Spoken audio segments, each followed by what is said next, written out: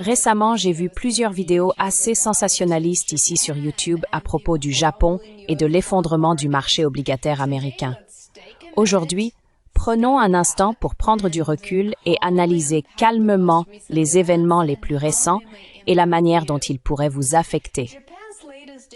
Le dernier pari économique du Japon envoie effectivement des ondes de choc à travers les marchés mondiaux. Il ébranle Wall Street, effraie les cambistes et soulève des questions urgentes sur l'avenir de l'endettement américain. Tout a commencé lorsque le gouvernement japonais a approuvé un gigantesque plan de relance de plusieurs milliards de dollars, dont les analystes avertissent qu'il pourrait compromettre non seulement la stabilité financière du Japon, mais aussi l'économie des États-Unis. La réaction a été immédiate.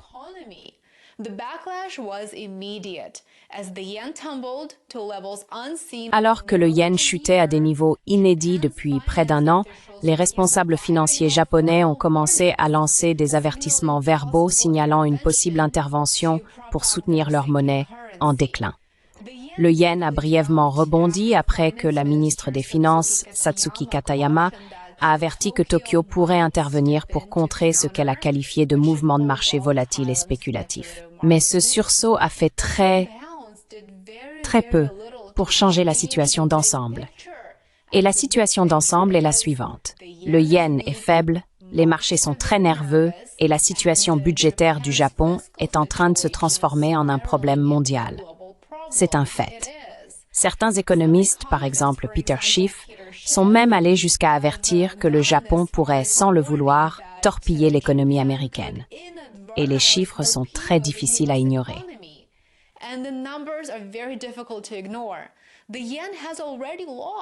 Le yen a déjà perdu, croyez-le ou non, environ 6% de sa valeur depuis que la première ministre Sanae Takeuchi est arrivée au pouvoir. Ce déclin est alimenté par ses politiques de dépenses très agressives. Les perspectives budgétaires de plus en plus sombres du Japon, combinées à la pression exercée sur la Banque du Japon pour qu'elle maintienne une politique monétaire ultra accommodante, ont créé un déséquilibre dangereux. Plus de dépenses, plus de dettes, mais aucun resserrement en vue. Le résultat est quelque chose de très rare et de très inquiétant. Les obligations d'État japonaises et le yen chutent en même temps. Ce schéma signale souvent deux choses. Premièrement, une fuite des capitaux et deuxièmement, une profonde méfiance du marché.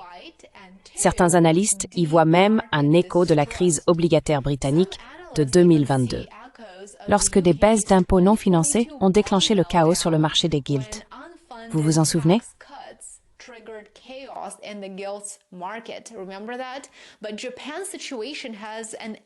Mais la situation du Japon comporte une dimension supplémentaire. Ces choix ont des conséquences mondiales bien plus lourdes.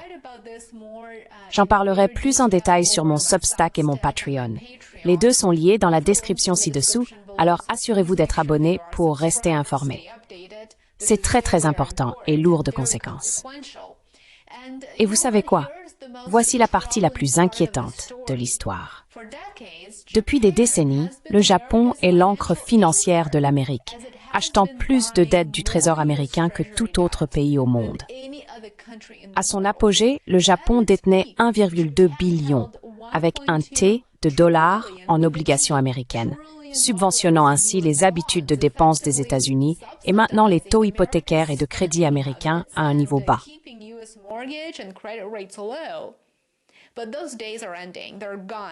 Mais ces jours touchent à leur fin. Ils sont révolus. Alors que les rendements des obligations japonaises grimpent à leur plus haut niveau depuis des décennies. Par exemple, les rendements à 20 ans ont atteint des niveaux jamais vus depuis les années 1990 et ceux à 30 ans ont dépassé 3,3%. Les investisseurs japonais ont soudainement de bonnes raisons de garder leur argent au pays. Et c'est précisément ce que les États-Unis ne veulent pas.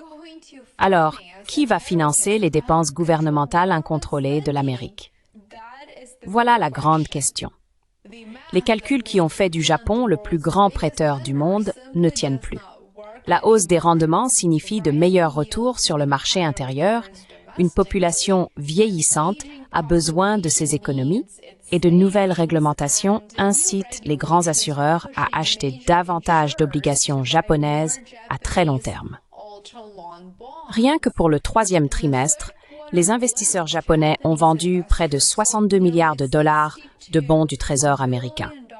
Ce n'est pas de la diversification, quoi qu'on veuille vous faire croire.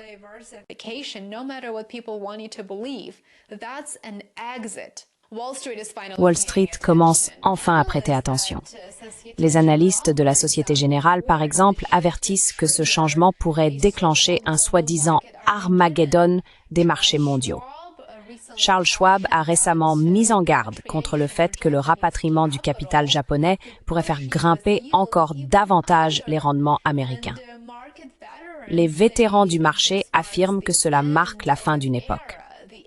La fin des 4 décennies pendant lesquelles l'Amérique a bénéficié d'un financement bon marché subventionné par les acheteurs étrangers. Et devinez quoi? Vous en ressentez déjà les effets. Les taux hypothécaires, qui avoisinaient 2,6% pendant la pandémie, tournent désormais autour de 7%. Les taux des cartes de crédit atteignent des niveaux records. Les taux des prêts automobiles augmentent. Et à mesure que les investisseurs japonais se retirent, les acheteurs de bons du Trésor américain exigent des rendements plus élevés, ce qui accroît les coûts d'emprunt pour les entreprises, les consommateurs et le gouvernement américain lui-même. C'est la partie que personne ne veut affronter.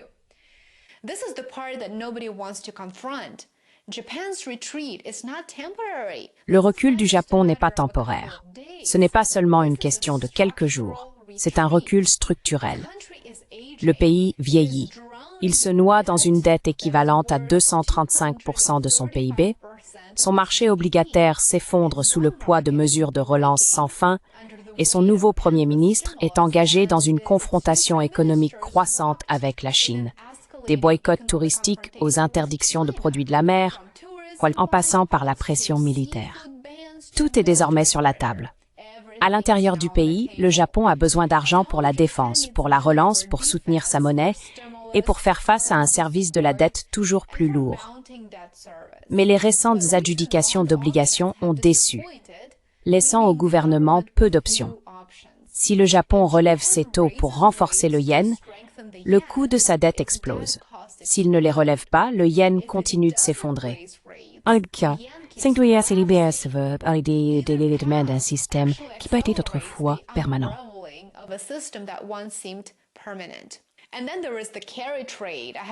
Et puis, il y a le carry trade. J'ai une vidéo entière à ce sujet sur ma chaîne. C'est la machine financière mondiale fondée sur l'emprunt de yen à bas coût pour acheter des actifs à rendement plus élevé. Lorsque le yen est stable, le carry trade alimente tout, des actions américaines aux obligations des marchés émergents. Mais quand le monde monétaire japonais commence à vaciller, quand il se met à chuter, tout ce commerce peut se défaire en quelques jours.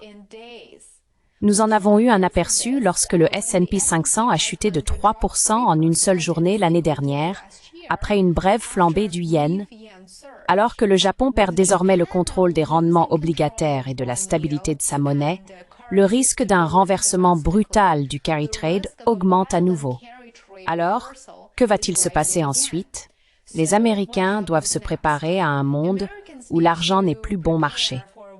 Verrouiller une dette à taux fixe devient essentiel car les prêts à taux variables grimperont à mesure que les rendements du Trésor augmenteront.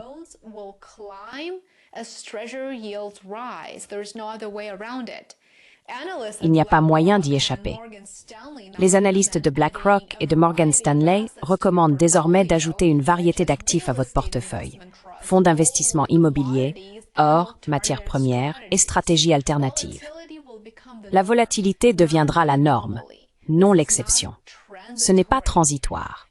La crise budgétaire du Japon n'est pas seulement l'histoire des problèmes financiers d'un autre pays. C'est un tournant dans la finance mondiale. Un point d'inflexion, si l'on veut, un moment charnière où le créancier étranger le plus fiable du monde se retire, obligeant les États-Unis à rivaliser pour attirer les capitaux mondiaux à une époque de déficit massif, de division politique, de tensions géopolitiques croissantes et de hausse des coûts d'emprunt. En d'autres termes, l'accord de 40 ans qui permettait à l'Amérique d'emprunter à bas coût pendant que le Japon réglait la note touche désormais à sa fin.